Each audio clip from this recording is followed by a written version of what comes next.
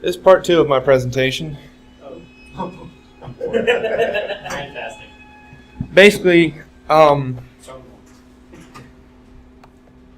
friend of mine had this nice little cheap Acer monitor, X223W to be specific. It's a good little cheap monitor. It does surprisingly well for cost. I think it was like $175 when he bought it. Very poorly designed with very cheap components in it, which I suppose is why. That failed one day, so I thought, why not rip the sucker apart? See what makes it tick. So I got in, and first thing I noticed was that it was just taped on the back of the monitor. The housing for the boards, everything, the power unit, low voltage differential display unit, all kind of just taped in there. Oh, wow. Better for you, So there's less screws I have to worry about. The reason it's so cheap is because somebody built this in their garage. Yes.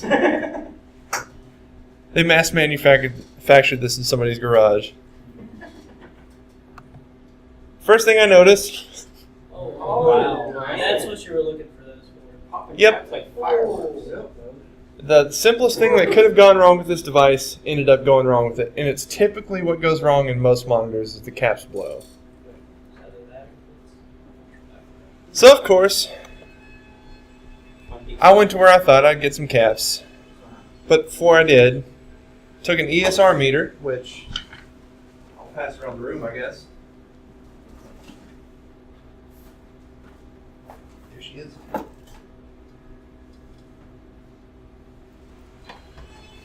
I fired that up to make sure that there were no problems with any of the other caps on the board. Because it's not always obvious, or as obvious as the blown caps that you can see. Sometimes they just lose the ability to function as the resistance gets higher and higher and higher. And you end up with stuff like a pink screen or something not quite functioning right. A vertical sync is off. Just little things that would screw with your picture.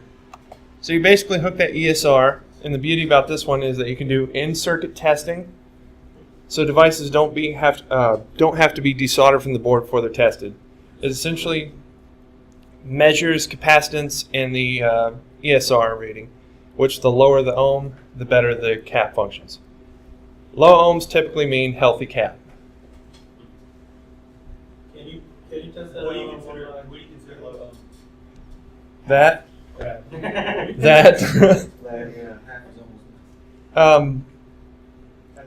Sometimes when you can tell when a cap's starting to go bad when it approaches like the 2.5, 3 ohm, 5 ohm, 10 ohm, or blown cap. Yeah, they typically get closer and closer to infinity as the cap loses the ability to function. But most of the other circuits were in there. And the first step I did was take a borrowed soldered iron and suck away a lot of the solder on the tips. This was so it'd be easier to put back in the caps. I went to Radio Shack. They don't have any caps. Not anymore. But they were happy to push onto me their new iPhone 5S. You know anybody that needs a phone, you send them my way. Know anybody that wants to waste their time and fix things, go somewhere else. And this was the first Saturday I got free, and I had to work on this project, so it was super frustrating. So, as a means of caution and not to forget where I put everything on the board, after I desoldered it, I wrote on there what I needed and where they needed to go. The only caps that ended up being bad. 1K and 2 470s. May I use this real quick? I think I got a bad capacitor. I'm not kidding. That's a very expensive device. Okay.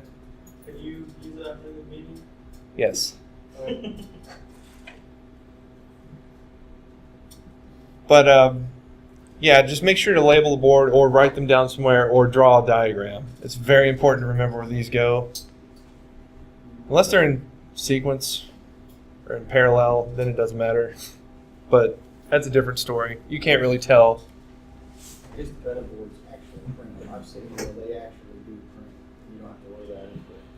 I know that too. It's on the engineering. Yeah. If you get really lucky, you can find a schematic for your board. Oh, yeah, good luck. But that's hard to look for, especially on the cheap monitors, where typically the response is, Where they made, I'm going to throw it away and buy a new one. and they made just write it in permanent marker. That's the easiest to take this with. Actually, But you can tell if you've missed a bit of solder, because it will give you some resistance pushing it through. You'll have something like the tall guy over there. Just refuses to go down. The other two went in just fine, though. They set in nice. But when you finally do get it through, make sure to bend the legs so they don't fall out during the soldering process and clip off a lot of the excess. And desoldering, of course, can have that little interesting effect. When you take it away from the board, you have like a little string of solder taken away. I thought it was kind of cool. But make sure you trim everything up. Make sure your solder joints look good. Pretty straightforward stuff. You're supposed to have a shiny solder joint. Make sure that none of the legs of the cap go beyond anywhere near where you can see on the board. Just sort of eyeball it. If anything makes contact with the electromagnetic shield and cause a short, and you will be screwed. A weekend of work and waiting another week to get more caps shipped to you. release the magic smoke. Oh yeah. And it worked. So did your friend want it back or what?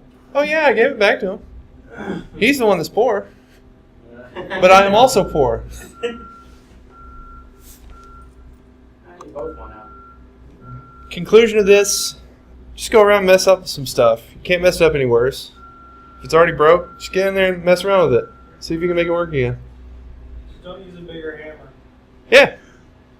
Using a bigger hammer can sometimes work. Especially if you can't get it to work and you want to vent frustration. But yeah, you can go to your local Goodwill or something and find a bunch of LCD monitors that have been donated that just don't work. Just rip one apart and look at it. It may have something simple as blown caps and you can go and resell it.